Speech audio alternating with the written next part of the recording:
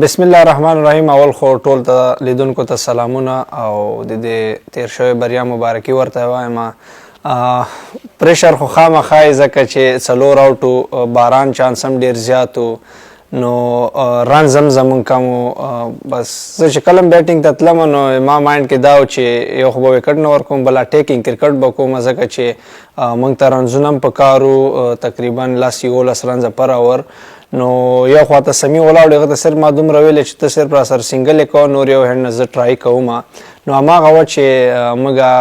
15-14 رنزه مخکې شو په هغه وخت کې بیا په آخري بال سمی هم رن آوټ شو. که څه هم زه ډېر سخت خفه شوم خو بیا چې وروسته ما ډک ورتلویس باندې وکته موږ 18 رنزه وایي موږ بیا وکړه 11 رنزه موږ ته مخکې شوي وو. نو انشاءالله را روان بل میچ ده دعاګانې موږ ته کوئ. امید لرو چې سبا موږ همداسې ښه لوبه وکړو. ماحول خو الحمدلله چې کله نه موږ کیمپ ته راغلي یو داسې یو یونټ دی موږ د ټیم کې هماغه خپلې جذبې سره لوبه کوو کومه جذبه چې موږ مخکې وه پوره تیاری م ورته نیولی 15-20 ورځې م کیمپ دلته وکړو. مننه کوم کرکټ بورډ نه چې دا کیمپ په لاره واچوه موږ ته مخکې راغلو ځکه چې کابل کې هوا یخه وه نه کېده هلته کرکټ نو هغه د وجې موږ دلته مخکې راغلو موږ د پیچونو سره بلد یو. نو انشاءالله دومره ستونزه به موږ ته نه وي او امید لرو چې سبا ښه لوبه وکړو او ویې ګټو او دا سیریز په خپل نوم کړو. نه زه ما خپل لوبه مې ده ما خپل پلانینګ سره زما کوم پلان کوم ټایم کې چې هیټ ضرورت یا خپل هیټ وایم کوم ټایم کې چې سنګل ضرورت سنګل یې کوم مطلب میچ سچویشن ته ګورم هغومره نه مایند کوم چې یا 40 رنزه ماته پاتې یا څومره پاتې دي خو مهم دا ده چې ټیم ته لوبه وکړم چې دا محنت هم غواړي. زه ډېر زیات محنت په دغه کوم په اکثره موږ رینج هیټینګ ورته وایو په سنټر باندې ډېر زیات زه هغه کوم.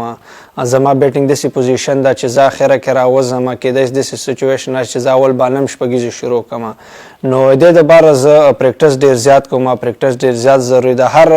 پریکټس چې کوې نو هغه ریزلټ راوځي. فیلډینګ خو داسې یو شی ده چې هغه بیټینګ یا بالینګ نه ډېر مختلف ده هغه ستا محنت پورې اړه لري. بیټینګ بالینګ کې د ښه او بده ورځ راځي کله سړی په صفر هم اوټېږي کله بالینګ کې شاټونه هم پې لګېږي خو دا فیلډینګ داسې ده چې دا یو ځان ته په پریکټس غواړي دا یو ځان ته علیحده جواب ده. نو د ما الحمدلله فیلډینګ ښه ده فټنس مې ورسره جوړ ده فټنس ډېر زیات مهم ده او کوم ځای چې سخت یې هماغه ځای ته زه خپل هم ځم او کپتان خپل هم راته وایي هغه ته معلومیږي چې کوم زه راشد نبي دا کوم سخت ځای نه چې ځي هغو ته په اخره کې خپل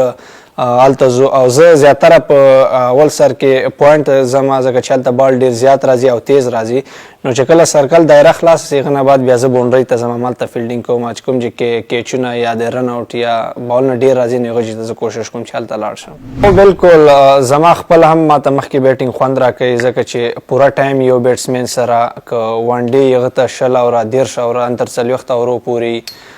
که وروسته بیټینګ کیدای چې یا به اخره کې یا به هیټ وي یا به اوټ کېږي دا دوه خبرې. نو زما خپل هم واقعا چې مخکې بیټینګ خوښېږي نو دلته د ټیم سچویشن ته ګورو موږ ټیم بیلنس ته ګورو او کوم ځای کې زما ضرورت ده نو زما ضرورت نه ضروري د ټیم ضرورت ده. نو زه په هر ځای کې لوبه کوم هر ځای کې خوشحاله یم کوم ځای کې چې د افغانستان خیر یې کوم ځای کې فایده یې هماغه ځای کې زه لوبه کوم. شخصي مې خپل هم رښتیا مخکې بیټینګ خوښېږي چې مخکې راسي خو دغه ټیم ضرورت ده دغه وخت کې د دې د وجې وځم چې اخره کې 10 رنزه 11 رنزه یا 12 رنزه پر اور پاتې کېږي نو زه نبي شاته دې دپاره ښیو چې موږ دا صلاحیت لرو چې اخره کې شپږیزې یا څلوریزې ووایو نو دا میچ افغانستان دپاره وګټو. نه والله شوق مې اوس نشته ځکه موږ ټیم کې ما الحمدلله